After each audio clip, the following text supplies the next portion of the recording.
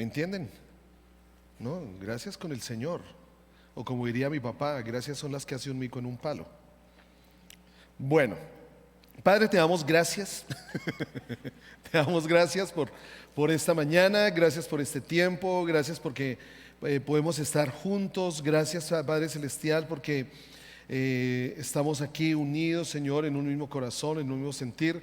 Y ahora anhelamos que tu vida siga corriendo en nosotros, así como ha sido desde el momento en que ganaste nuestro corazón, el momento en que nos atrajiste a ti con tu amor, Señor. Que tu vida ahora siga transformando también nuestra mente conforme a tu palabra. Señor, te honramos, te bendecimos, honramos tu nombre y nos abrimos a ti. Nos abrimos completamente a ti, abrimos nuestro pensamiento a tus pensamientos, abrimos nuestro corazón a tu corazón y estamos dispuestos, Señor, a caminar y a seguir conforme a lo que tú nos enseñas cada día, Padre. En Cristo Jesús, amén. Amén.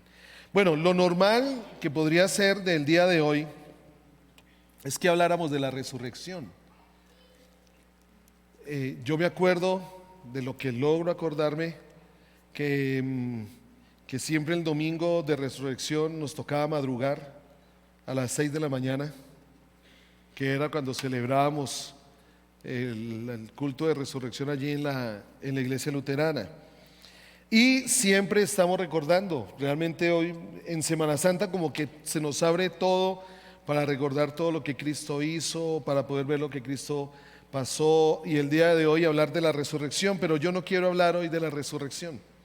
Yo realmente quiero hablar hoy, o siento compartir con ustedes hoy, qué pasó fue después de la resurrección. ¿Qué cambió después de la resurrección? ¿Qué sucedió después de eso? O sea, realmente si nosotros miramos la resurrección, partió en dos la vida de los discípulos, la vida de aquellos que le seguían a Cristo Jesús. Y dejar rápidamente unos pensamientos allí en el corazón de cada uno de nosotros, que tengamos unos pensamientos de lo que es la resurrección para nosotros. Vuelvo y digo, como lo decía en el comienzo, realmente nosotros vivimos cada día en la resurrección de Cristo. Nosotros no solo recordamos la resurrección de Cristo el domingo de resurrección, sino que vivimos por la resurrección de Cristo. Nos levantamos con el ánimo de obedecer al Señor, nos levantamos con el ánimo de agradarle a Él por su resurrección. Cada domingo estamos nosotros aquí, cada mañana que tú levantas una oración al Señor, cuando sientes ese anhelo de orar al Señor, cuando sientes el anhelo de buscarle, cuando sientes el anhelo de abrir su palabra, esa es la evidencia de que Cristo vive.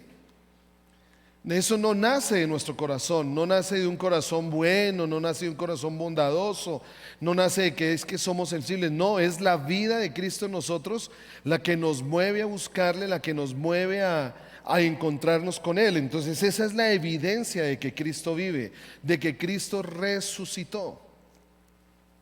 Y por eso el Señor quiere que de pronto comprendamos, entendamos algunas cosas en cuanto a nosotros como familia, como parte del cuerpo de Cristo, como parte de su iglesia, de lo que sucedió después de la resurrección. Por eso he querido llamar como esta enseñanza caminando hacia la plenitud. Porque realmente la resurrección de Cristo es la puerta a vivir en plenitud. A vivir en plenitud. ¿Y qué es vivir en plenitud? Bueno, lo vamos a ver un poquitico más adelante. Vamos a abrir la palabra en Hechos 1, del versículo 1 al 14. Hechos 1, versículo 1 al 14. Dice así la versión Nueva Traducción Viviente: Teófilo, en mi primer libro te relaté todo lo que Jesús comenzó a hacer y a enseñar hasta el día que fue llevado al cielo, después de haberles dado a sus apóstoles escogidos instrucciones adicionales por medio del Espíritu Santo. Esto no nos podemos perder de estas cosas, porque estas instrucciones, todo aquello que que el Señor le enseñó a sus discípulos y que les dijo después tiene que ver también con nosotros. Recordemos que cuando Jesús oró por sus discípulos allí en Juan 17, nos involucró a nosotros. No solo oró por aquellos que el Señor les había dado, sino dijo, y aún oro por aquellos que creerán en la palabra de ellos, de los discípulos. O sea, está orando por nosotros, que todos seamos uno solo. Entonces está allí Lucas escribiendo. Te relaté lo que Jesús comenzó a hacer y enseñar hasta el día que fue llevado al cielo, después de haberles dado a sus apóstoles escogidos instrucciones adicionales por medio del Espíritu Santo. Versículo 3. Durante los 40 días posteriores a su crucifixión, mire que Jesús pasó un tiempo después de que murió, pasó un tiempo con sus discípulos. Cristo se apareció varias veces a los apóstoles y les demostró con muchas pruebas convincentes que Él realmente estaba vivo. Hubo testigos oculares de que Cristo vive. O sea, no es una fábula, no es una leyenda. Si alguno de nosotros vemos la resurrección de Jesús como una historia bonita con un final feliz, no es así. Históricamente están las pruebas históricas de que Cristo lo vieron otros, no solo los discípulos, no solo el centurión que cuidaba allí la tumba. Hubo varios testigos que vieron a Jesús resucitado. No solo está la evidencia de lo que los discípulos escribieron, de lo que Lucas escribió, de lo que Marcos escribió, sino también hay historiadores de la época que han registrado la resurrección de Jesucristo, como es el caso de Josefo, que era un historiador judío también, que registró la resurrección de Jesús. O sea que fue un hecho real, fue un hecho real. Cristo se apareció varias veces a los apóstoles y les demostró con muchas pruebas convincentes que Él realmente estaba vivo, y les habló ¿de qué? De qué bueno que comimos juntos, qué bueno fue ver cómo las multitudes comieron allí, fueron multiplicados los peces, los panes. Qué bueno fue la pesca milagrosa, qué bueno fue ver a los paralíticos levantarse, qué bueno fue ver a los ciegos volver a ver. De esto les habló Jesús, ¿sí? ¿De qué les hizo nuevamente? El reino, el reino. De eso les enseñó antes de resucitado. Recuerden las parábolas decía, y el reino de los cielos es como. Entonces le está diciendo a los discípulos. Claro, los discípulos en ese momento no tenían el Espíritu Santo dentro de ellos como lo tenemos nosotros. Su corazón no estaba vivo como lo es ahora el nuestro. Pero después de que Él resucita, vuelve y les habla del reino de Dios. Versículo 4. Una vez mientras comía con ellos les ordenó: no se vayan de Jerusalén hasta que el Padre les envíe el regalo que les prometió, tal como les dije antes. Juan bautizaba con agua, pero en unos cuantos días ustedes serán bautizados con el Espíritu Santo. Así que mientras los apóstoles estaban con Jesús, le preguntaron con insistencia, y aquí vale la pena mirar algo, ¿no? Miren la pregunta que le hicieron los apóstoles a Jesús resucitado: Señor, ¿ha llegado ya el tiempo de que liberes a Israel y restaures? ¿Qué? ¿Entendían? No entendían. O sea, les enseñó por 3 años. Después resucita y se encuentra con ellos varias veces, y por 40 días está con ellos enseñándoles acerca del reino, y ellos no lo entienden. Ellos todavía estaban esperando la promesa de que Israel sería liberado, que Israel sería levantado en medio de los pueblos, que las naciones caerían bajo los pies del reino de Israel, que era lo que Dios le había prometido, pero no seguían entendiendo. ¿Cómo así? Ven a Jesús resucitado. Yo estoy que espero llegar a esa parte en la serie esta de Chosen, que o sea, es yo los animo a que la vean. Es una serie tan especial porque muestra un Jesús tan humano, tan real, tan como fue Jesús. Y aún yo creo que eso se queda en pañales a como Jesús era cuando estuvo aquí entre nosotros. ¿Cómo será ese momento cuando llegó cuando los discípulos lo vieron resucitado? Porque lo ven resucitado y todavía ellos siguen viendo las cosas de una manera. Pero mire lo que le responde Jesús. Y Él les contestó, versículo 7: solo el Padre tiene la autoridad para fijar estas fechas y tiempos. Aquí vale la pena lanzar una cuña. Propaganda no política, no pagada. ¿Quién sabe cuándo Cristo va a venir? El Padre. Solo el Padre sabe cuándo Cristo va a volver. Por lo tanto, cuando alguien se levanta a decir y a declarar que Cristo viene pronto, que ya va a venir, que Él es el Cristo, que Él es el mensajero, ni Jesús mismo sabe el día y la hora en la que va a venir. Ni Jesús mismo lo sabe. Tengámoslo presente, porque en estos días se han levantado muchísimos y se levantarán muchos diciendo que el tiempo ya ha llegado. Ahora, ¿que el tiempo está más cercano? Claro.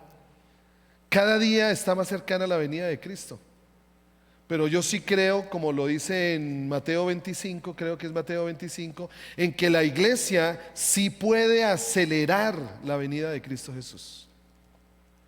No es que nosotros le doblemos el brazo al Señor, al Padre, para que envíe a su Hijo, no. Pero la iglesia sí puede acelerar la venida de Cristo. Es una opinión personal, no es una opinión teológica, doctrinal. ¿Por qué lo digo? Porque una de las señales que están en Mateo 25, Pastor Nelson, por favor me confirma que es Mateo 25. Solo Nelson, Andrés, solo Nelson. Ya, yo no tengo, mire. Una de las señales dice que habrá terremotos, que habrá hambres, que el volcán Nevado del Ruiz erupcionará, que bueno, todas estas cosas, se levantarán pueblo contra pueblo, nación contra nación, unos se levantarán diciendo que son el Cristo. Mire que todas estas cosas están pasando o ya han pasado, pero hay una señal a la que no le hemos puesto como mucha atención. Perdóneme que me desvíe un poquitico de la enseñanza, ¿sí me permiten? Muchas gracias, Abimael, el único. Los demás. A ver, ¿sí era el 25? Bueno. Era el Mateo 24. Ah, sí. Jesús habla acerca del futuro. Mateo 24. Voy a leer versículo 7. Una nación entrará en guerra con otra, un reino contra otro. Habrá hambres y terremotos en muchas partes del mundo. ¿Está sucediendo esto? Sin embargo, todo eso es solo el comienzo de los dolores del parto. Luego vendrán más. Entonces los arrestarán a ustedes. No se ríen. A ustedes los arrestarán. A mí me arrestarán. Nos arrestarán, los perseguirán y los matarán. ¿Está sucediendo? Sí. Y vuelvo y lo repito, lo dije hace como 4 meses. En Colombia ya hay persecución. Ya hay persecución. En todo el mundo los odiarán por ser mis seguidores.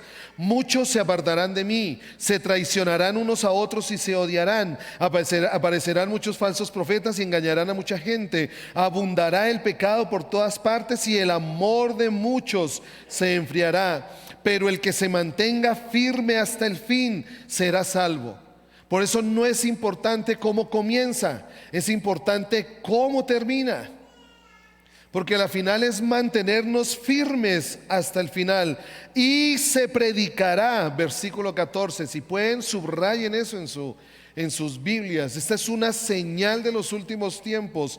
Y se predicará en la buena noticia acerca del reino por todo el mundo, de manera que todas las naciones la oirán. Y entonces vendrá el fin. O sea que nosotros podríamos acelerar la venida de Cristo.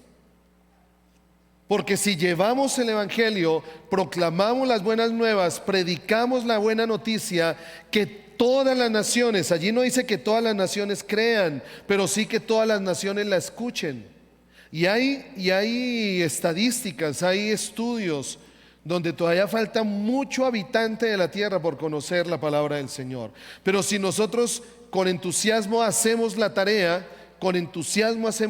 nosotros podríamos acelerar la venida de Cristo. Esta es una de las señales. Entonces le decía el Señor a los discípulos, vuelvo a Hechos 1, versículo 8, pero recibirán poder cuando el Espíritu Santo descienda sobre ustedes y serán mis testigos. Uno podría ver a Jesús que les cambió la conversación. Ellos les decían, ¿cuándo vas a restaurar nuestro reino? Él les dice, a ustedes no les corresponde saber, solo el Padre sabe los tiempos para este fin. Solo que cuando venga el Espíritu Santo, ustedes serán ¿qué? Mis testigos. Una evidencia, esta es la introducción hasta ahora, una evidencia del Espíritu Santo en la vida de una persona es que la convierte en testigo. A veces nosotros solo dejamos las evidencias del Espíritu Santo a la llenura, hablar en lenguas, profetizar, sanar enfermos. Una de las evidencias de que el Espíritu Santo está en una persona es que es testigo. Es testigo. Recibirán poder cuando descienda sobre ustedes y serán mis testigos. ¿Y cuál es el fruto? ¿Cuál es la evidencia de ser testigo? Entonces, una de las evidencias del Espíritu Santo en la vida de una persona es que la hace testigo. ¿Y cuál es la evidencia de que es testigo? ¿Qué dice? Y serán mis testigos y le hablarán a la gente acerca de mí en todas partes. No nos olvidemos de esta parte. No nos olvidemos de esta parte. El Señor nos lo ha estado martillando desde el 12:1, porque de una u otra manera podemos acomodarnos, porque ya nosotros lo tenemos. Pero el Señor nos insta y nos llama nuevamente: sean mis testigos, háblenle a otros en otras partes, y le hablarán a la gente acerca de mí en todas partes, en Jerusalén, en Judea, vamos a contextualizarlo, en Sogamoso, en Boyacá, en Colombia y hasta lo último de la tierra. Después de decir esto, después de decir esto, Jesús fue levantado en una nube mientras ellos observaban, y hasta que ya no pudieron verlo. Versículo 10: y mientras se esforzaban por verlo ascender al cielo, dos hombres vestidos con túnicas blancas de repente se pusieron en medio de ellos. Hombres de Galilea, les dijeron, ¿por qué están aquí parados mirando al cielo? ¿Cuántos de nosotros podemos estar pasándonos la vida así? ¿Cuándo vas a volver? Cuando allá se pase lista. Más allá del sol. ¿Cuándo? Y mientras estemos así, adivinen quién está aplaudiendo.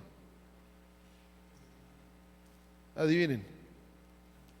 ¿Quién aplaude mientras nos quedemos así? El diablo.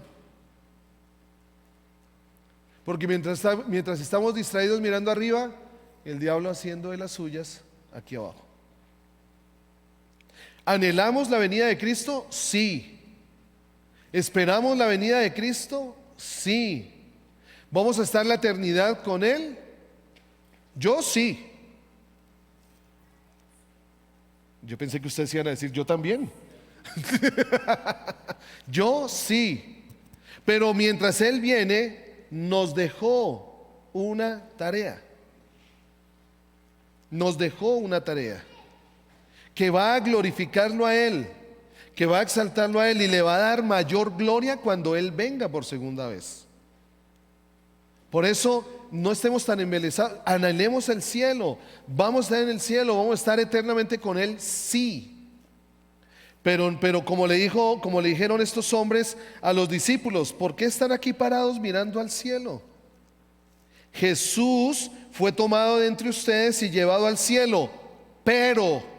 Y miren que este pero es como una pequeña advertencia, ¿cierto? Yo lo siento como una pequeña advertencia. Fue tomado y llevado al cielo, y tiene signos de exclamación. Pero un día volverá del cielo de la misma manera que lo vieron irse. Después yo me imagino que ya los apóstoles, eso es como quien entra en pánico. Yo me imagino que los apóstoles entraron en pánico, lo vieron subir y ahora nosotros. Y tal fue la bondad y la misericordia del Señor que manda a estos hombres allí a que los hagan reaccionar, ¿no? Como que se quedaron ellos allí y es como cuando alguien entra en pánico, que la manera en que lo hacen reaccionar es ¡pau!, una cachetada y ya, como que vuelve en sí. Yo me imagino que los hombres hicieron esto con los discípulos y ellos como que vuelven en sí. Entonces después los apóstoles regresan del monte de los olivos a Jerusalén a 1 kilómetro de distancia. Versículo 13: cuando llegaron, subieron a la habitación de la planta alta de la casa donde se hospedaban. Estos son los nombres de los que estaban presentes: Pedro, Juan, Santiago, Andrés, Felipe, Tomás, Bartolomé, Mateo, Santiago hijo de Alfeo, Simón el celote y Judas hijo de Santiago. Todos se reunían y estaban constantemente unidos en oración junto con María, la madre de Jesús, varias mujeres y los hermanos de Jesús. Hechos 2, versículo 1 al 4.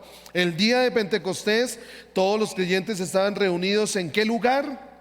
En ese lugar donde están perseverando en oración. De repente se oyó un ruido desde el cielo parecido al estruendo de un viento fuerte e impetuoso que llenó la casa donde estaban sentados. Luego algo parecido a unas llamas o lenguas de fuego aparecieron y se posaron sobre cada uno de ellos, y todos los presentes, no solo los apóstoles, todos los presentes, no solo fueron llenos 12, porque ahí estaban los hermanos de Jesús, estaban las mujeres. Decían que más o menos habían como alrededor de unas 120 personas allí en ese lugar. Todos los presentes fueron llenos del Espíritu Santo y comenzaron a hablar en otros idiomas conforme el Espíritu les daba esa capacidad. Entonces, no podemos separar la obra del Espíritu Santo de la dimensión del reino. Jesús, antes de ordenarles que se quedaran en Jerusalén para recibir la promesa, estuvo 40 días hablándoles del reino de Dios. Cualquier enseñanza, esperanza, promesa apartada de esta dimensión pierde su verdadero propósito, y esto es lo que debemos tener presente. Podemos tomar algunas palabras y las tomamos para nosotros y las atesoramos y decimos: sobre esta palabra yo camino, pero si esa palabra está apartada de lo que el reino de Dios es, se desvirtúa el propósito de esa palabra. Hay palabras que nos gustan escuchar: el Señor es mi pastor. Ok, esa tiene una verdadera dimensión en el reino. ¿Y dónde se cumple esa palabra en la dimensión del reino? Lo que Jesús le decía a sus apóstoles en el versículo 6: no se preocupen por lo que han de comer o han de vestir, más bien busquen primeramente. Entonces no podemos apartar ninguna palabra de la dimensión del reino, porque si no pierde su verdadero propósito. Porque todo, absolutamente todo, desde Génesis hasta Apocalipsis, se trata de Cristo, no de nosotros. ¿Por qué no debemos preocuparnos para preocuparnos por las cosas de Cristo? ¿Por qué no debemos preocuparnos por nuestras cosas para ocuparnos de las cosas de Cristo? ¿Por qué Cristo vela por nuestro cuidado? Para que nosotros estemos confiados de que nunca hará falta nada para hacer la tarea que Cristo nos llamó a hacer. Esa es la realidad. Nosotros queremos, y la humanidad y la naturaleza humana lo lleva a uno como a esa primera parte: ay, que no me falte nada, que no pase nada, que siempre tenga salud, prosperidad, que todo esté bien. ¿Y el para qué? Es como si uno le dijera a los hijos: listo, les damos estudio, vaya, estudien. Y nuestros hijos salen de una carrera y estudian otra, y se la pasan la vida estudiando carrera tras carrera. ¿Para qué? 5, 10 carreras encima, posgrados, estudiaron, solo estudiaron. ¿Para qué? Todo tiene una razón de ser en el Señor. Todo hay una razón de ser en Él, porque todo es de Él. Si lo podemos decir de alguna manera, el corazón de la vida cristiana es el reino de Dios. Ese es el corazón de la vida cristiana. ¿Por qué estamos aquí? O más bien, ¿para qué estamos aquí? Se las voy a poner más difícil. Piénsenlo, no respondan. ¿Para qué arreglamos un parqueadero? ¿Para qué arreglamos la fachada de un lugar?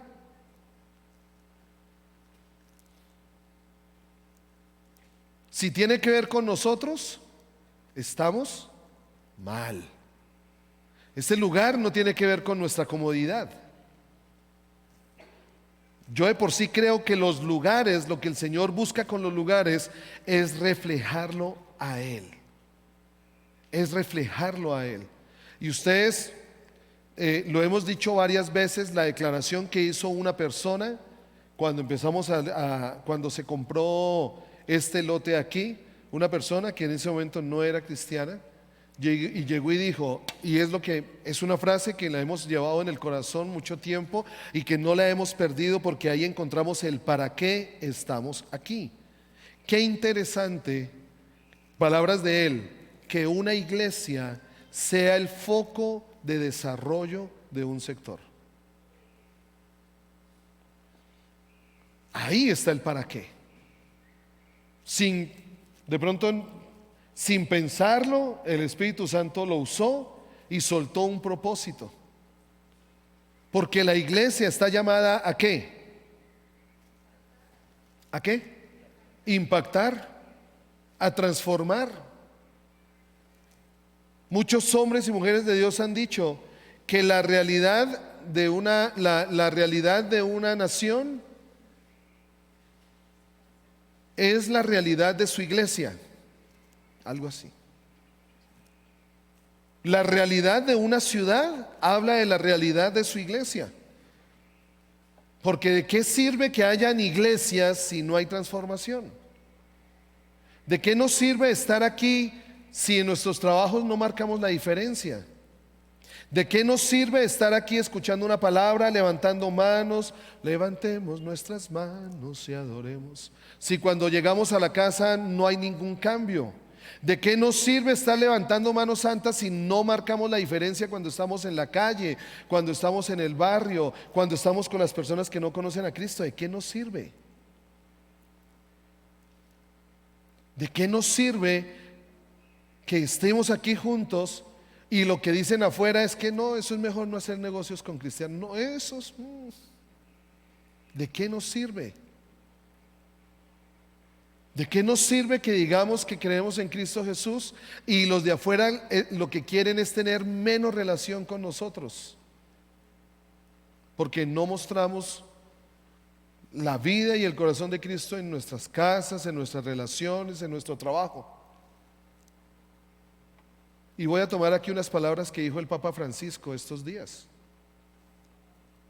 ¿De qué nos sirve estar celebrando unas festividades religiosas y ser más pecadores? Mejor no celebremos nada y seamos más seguidores. Palabras más, palabras menos, ¿no? Nueva traducción de Henry. ¿De qué nos sirve? Vamos a la iglesia, estamos en la iglesia y pecamos más. No tiene sentido. Todo tiene sentido en Él, en Él. Entonces el corazón de la vida cristiana es el reino, y hablar del rey. Y hablar del rey. ¿En dónde? Hablar del rey en nuestra Jerusalén, hablar del rey en nuestra Judea, hablar del rey en todo lugar. Esa es la obra del Espíritu Santo. Porque el Espíritu Santo lo que hizo en los discípulos fue testigos. Ahora, ¿qué sucedió con ellos? ¿Cuál es ese camino hacia la plenitud? Voy a decirlo rápidamente. Primero, lo que hicieron los discípulos, lo primero que hicieron los discípulos, ¿qué fue? ¿Qué les dijo Jesús? Esperen. ¿Qué hicieron los discípulos? Esperaron. O sea, ¿qué hicieron? Obedecieron. De allí parte todo. Obediencia. Los discípulos lo primero que hicieron fue obedecer. Primera de Samuel 15, 22 al 23, un pasaje que lo conocemos mucho. Pero Samuel respondió: ¿qué es lo que más le agrada al Señor? ¿Qué es lo que más le agrada al Señor? ¿Tus ofrendas quemadas y sacrificios, o que obedezcas su voz? Podemos estar aquí ofreciendo sacrificio de alabanza y no obedeciendo su voz afuera. Lo que más le agrada al Señor es que obedezcamos su voz. Escucha, la obediencia es mejor que el sacrificio, y la sumisión es mejor que ofrecer la grasa de los carneros.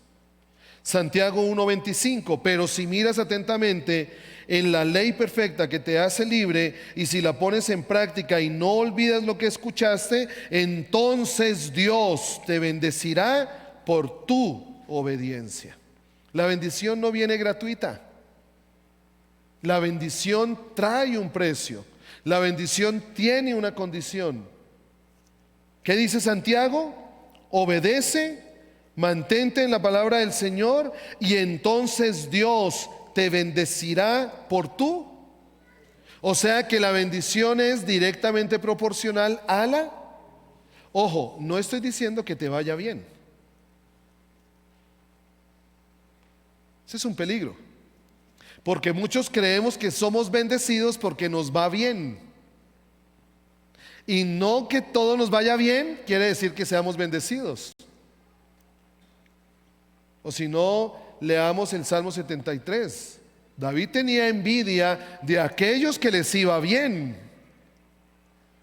David tenía envidia de aquellos que sin pagarle un sacrificio al Señor, sin obedecer al Señor, lograban cosas, lograban con creces los antojos de su corazón. Entonces, el que nos vaya bien no es directamente proporcional a la bendición. La bendición sí es directamente proporcional a la obediencia. ¿Lo tenemos claro? Entonces, no te dejes engañar si te está yendo muy bien. Quédate tranquilo si te está yendo muy bien y sientes la bendición de Dios sobre tu vida y sobre todo lo que estás haciendo. Ahí sí, Dios, sé que tu bendición. ¿Por qué? Porque yo sé si estoy obedeciendo al Señor. Yo lo sé. Esa conclusión la podemos sacar ya. Yo sé hasta dónde le obedezco a Él. Yo sé hasta dónde estoy siendo obediente con la palabra del Señor. Entonces, si me está yendo bien, puedo ver el resultado, puedo ver el fruto. Pero si me está yendo bien y yo sé en lo profundo de mi corazón que no estoy obedeciendo al Señor, estás en zona de peligro. Ten cuidado. El joven rico era rico. El joven rico era rico y buscó al Señor. Y él le dijo: he cumplido todo. He cumplido todo. He cumplido los mandamientos, he hecho esto, he hecho aquello, he hecho lo otro, he cumplido todo. Pero Jesús conocía que el asunto no solo era cumplir ciertas normas o tener como el cumplimiento de ciertas cosas. Ir a la iglesia, orar todos los días, leer la palabra, todo eso lo hacía el joven rico. Pero como Jesús conocía su corazón, entonces el joven rico le estaba yendo bien, pero no era bendecido. Obediencia. Juan 14:23. Jesús contestó: todos los que me aman harán lo que yo diga. Todos los que me aman harán lo que yo diga. Mi Padre los amará y vendremos para vivir con cada uno de ellos. Entonces, la presencia del Señor en medio nuestro también es condicional. Jesús, los que me aman, ¿qué hacen? O sea, que el amor, digámoslo así, que el amor crece en medio de la obediencia, o la manifestación del amor a Cristo está en medio de la obediencia. ¿Cuánto amo a Cristo? ¿Cuánto le obedezco a Él? Por eso Jesús le preguntó a Pedro 3 veces: ¿Cómo nos sentiríamos nosotros si Jesús nos pregunta aquí: Henry, ¿me amas? Y yo: sí, Señor. Y ese rostro como de: Henry, ¿me amas? Y qué interesante es que cada vez que Jesús le hizo la pregunta a Pedro, cada vez se entristecía más el corazón de Pedro, porque Pedro descubrió que no lo amaba tanto. Simón Pedro, ¿no? No me entendió. Cada vez que Jesús le preguntaba: ¿me amas?, se entristeció su corazón. Entonces el amor es proporcional a la obediencia. Y el amor del Padre hacia nosotros es por nuestra obediencia. Y vendrán a vivir en medio de nosotros por nuestra obediencia. Muchas veces anhelamos la presencia del Señor a nuestra manera, y debemos tener cuidado con eso. Queremos que Jesús esté en medio de nuestras cosas. Queremos que bendiga nuestras decisiones. Queremos que esté en medio de nuestros negocios. Pero antes le preguntamos a Él si eso nacía en Él. Antes tomamos la precaución de buscar su palabra, a ver si eso estaba conforme a la palabra del Señor. Porque muchas veces nos lanzamos en presunción de fe. Eso fue lo que hizo David. David quería tener el arca en Jerusalén, pero lo hizo a su manera, no a la manera de Dios. Y eso trajo muerte. ¿Y cuántas veces nos sentimos fracasados? ¿Cuántas veces nos sentimos que las cosas no nos salen bien? Ahora sí, del otro lado, ¿cuántas veces sentimos que lo que emprendemos como que no nos fluye, como que no da fruto, como que cuesta? Bueno, vale la pena preguntar: ¿lo haces conforme al Señor? ¿Estás obedeciendo al Señor? Porque recuerda lo que dice el Salmo 128: doblemente bendecido aquel que teme a Jehová y anda en sus caminos. No solo es temerle, o sea, no solo es honrar, sino y anda en sus caminos. ¿Y cuál es la promesa de aquel que teme al Señor y anda en sus caminos? Que comerá del fruto de sus manos y todo le irá bien. Ojo, pero bien al concepto del Señor. Bienestar conforme al corazón de Dios. Porque para nosotros bienestar a veces lo confundimos con prosperidad, con abundancia, y no siempre es así. Dios nos da lo que necesitamos. Él sí prometió darnos lo que necesitamos. ¿Lo que necesitamos para qué? Para cumplir su propósito en esta vida. Caminando hacia la plenitud. Hoy vimos la obediencia. De hoy en 8 miraremos los otros aspectos que hicieron los discípulos, ver lo que vieron y caminar sobre lo que les fue prometido.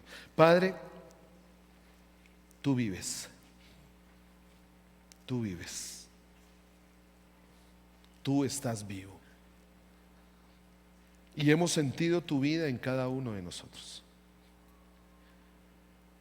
Y hemos sentido, Señor, como cuando nos atrajiste a ti, nos llevaste a ti, cuando tu amor tocó nuestro corazón, hubo un momento, así haya sido por un instante, sentimos algo diferente.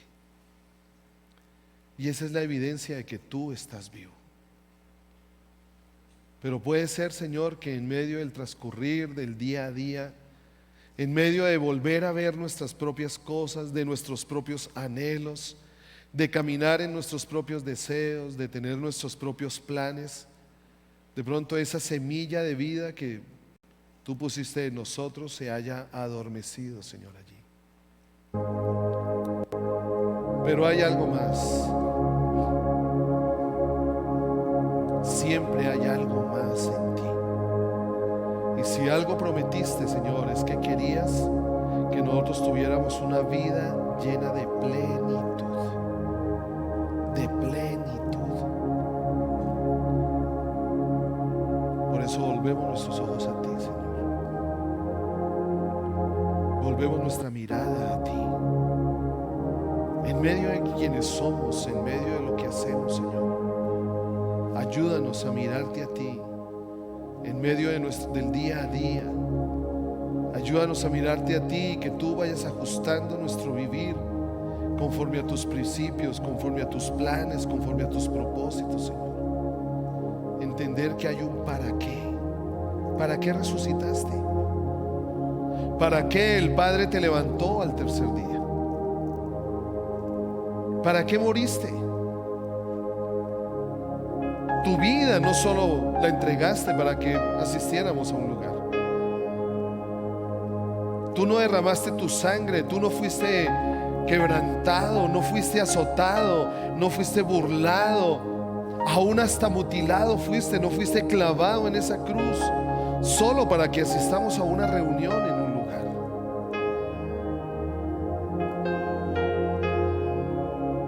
Tu muerte tiene una razón más, Señor. Librarnos a nosotros de la muerte. Primero, librarnos de un juicio que debería ser nuestro, Señor. No querías que viviéramos lejos de ti eternamente, como lo decidió el primer hombre y la primera mujer. Tu muerte tiene algo más. Y tu resurrección, Señor, hay un para qué de ella. Como lo declara Pablo, Señor, si vivimos, por ti vivimos. Para nosotros, el vivir eres tú.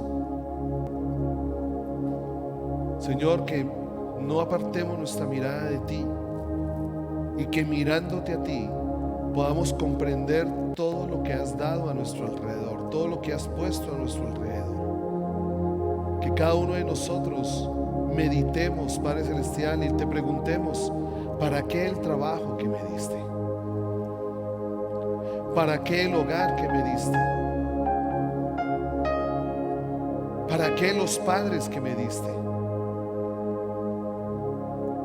¿Para qué estar en esa casa que me diste? ¿Para qué? ¿Qué razón tiene que tú me hayas dado tal papá, tal mamá? ¿Qué razón tiene que tú me hayas dado tales hermanos? ¿Para qué me pusiste a vivir en un lugar específico? Gracias porque me has bendecido, pero hay algo más. Porque tu resurrección es para algo más que solo estar bien o vivir bien. Espíritu Santo, inquieta nuestro corazón. Si es necesario, mientras esperamos allí en ti, como esperaron tus discípulos, irrumpe en nuestra vida, así como el Espíritu Santo irrumpió en la vida de los discípulos. Atraviésate, porque tú sabes que en el fondo de nuestro corazón anhelamos vivir plenamente, anhelamos la plenitud, pero esa solo puede venir de ti, Señor. Yo bendigo cada corazón, bendigo cada vida, Señor, y declaro el poder de tu resurrección en cada uno. Y que el poder de tu resurrección nuevamente resucite tu palabra en el corazón de cada uno. Que tu resurrección nuevamente resucite tus dichos, tus preceptos, tus enseñanzas en el corazón de cada uno. Que tu resurrección haga crecer nuevamente, resucite nuevamente el propósito y el llamado para lo cual llamaste a cada uno de nosotros. Que tu resurrección nuevamente nos encamine en la razón de ser de nuestra vida contigo. Y Señor, lo creo y lo declaro, que seamos, Padre Celestial, como parte de la iglesia en esta ciudad, transformadores, oh Dios, de nuestra sociedad. Gracias porque tú estás en nosotros. Permítenos que Sogamoso sea mejor, porque tus hijos te dan gloria en todo lo que hacen. Que Sogamoso sea bendecido, porque tus hijos son bendecidos. En Cristo Jesús. Amén. Amén.